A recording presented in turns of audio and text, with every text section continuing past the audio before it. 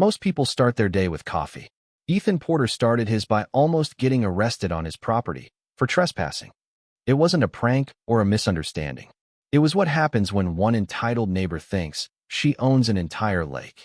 And here's the best part. She had no idea the man she was calling the cops on was actually her landlord. Ethan Porter was a quiet man, 20 years in the military, divorce survivor. All he wanted was peace. When his grandfather left him a cabin on Lake Ravenwood, he thought he'd found it. For 2 beautiful years, this place was paradise. Clean air, loons calling at sunrise, neighbors waving when they drove by, and leaving each other alone the rest of the time. And then she arrived, Brenda Carmichael, new to the lake and determined to control it. It took her exactly 5 days to introduce herself as the president of a lake association nobody had ever heard of. Her first official order? Telling Ethan his wooden dock didn't meet the approved aesthetic standards of an HOA that didn't even exist. 2 days later, Ethan found an envelope taped to his front door. Violation notice, $500 fine. The reason? Failure to maintain dock aesthetic standards. The next day, another notice. Unlicensed boat. Then another, and another. When Ethan finally asked what was going on, Brenda gave him that smile people use just before they stab you with bureaucracy. If you don't comply, she said, we will take legal action and remove you from the lake. Remember, she was saying this to the man who actually owned her house. Ethan didn't argue. He didn't yell. He did what the military taught him to do. Gather intelligence. What he found was hilarious and terrifying at the same time. Brenda's HOA had 12 members out of 46 homes. Legally, it had the same authority as a Girl Scout club. But buried in the same records was something Brenda definitely didn't want anyone to see. The mansion she was living in? It belonged to the Northwood Property Trust. And guess who just inherited controlling interest in that trust? In other words, while Brenda was threatening to remove Ethan from her lake, she was 2 months behind on rent to him. Brenda didn't slow down.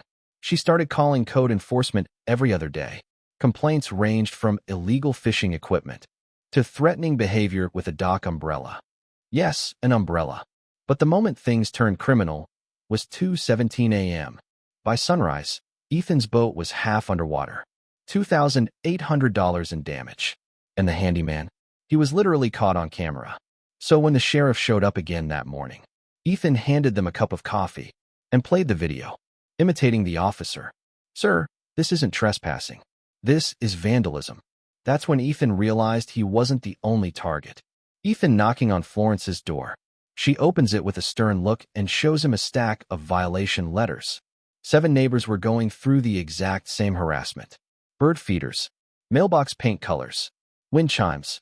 One elderly couple was even threatened with a lawsuit over the color of their garden hose. That night, they gathered at Ethan's cabin. Not for fishing, not for coffee, to fight back. They called themselves the Lake Ravenwood Truth Squad. And for the first time, Brenda wasn't outnumbering anyone. She was outnumbered. Ethan filed his counter-complaint. Harassment, filing false police reports, destruction of property. And that was just the appetizer. Brenda did the only thing people like her do when they start losing. She doubled down. She offered the county commissioner $5,000 in cash to condemn Ethan's cabin as an environmental hazard.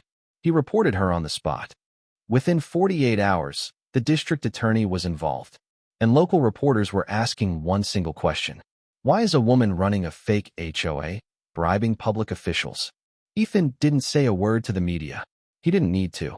The Truth Squad had already turned the lake into a documentation machine. And while Brenda kept screaming, "This is a conspiracy," the only conspiracy was a group of neighbors refusing to be bullied. When the town council finally called a public meeting to discuss HOA concerns, nobody expected what happened next. The gym was packed. Local business owners, retired fishermen, even the county attorney sat quietly in the back row. Brenda went first. She called Ethan and half the lake non-compliant troublemakers. She demanded legal authority. And then she actually said the words, "We need to remove these people before they damage property values." That's when Ethan stepped up to the microphone, with a folder in one hand and the truth in the other. He didn't yell. He didn't accuse. He simply displayed a single document on the big screen. Then he said one sentence. I am the legal owner of the property Ms. Carmichael is renting. What followed was 15 minutes of pure, undeniable evidence. Video of the boat sabotage, audio of the threats, screenshots of the fake HOA documents, and finally, the unpaid rent statements. Ethan ended with a single line. You've harassed this community long enough. As your landlord, effective immediately, you have 30 days to vacate the property. The next morning, Brenda was seen loading her designer luggage into a rented U-Haul.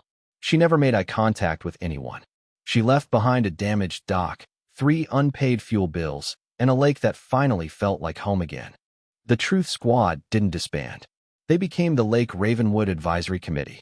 They cleaned the shoreline, started a scholarship fund, repaired the dock Brenda destroyed with their own hands.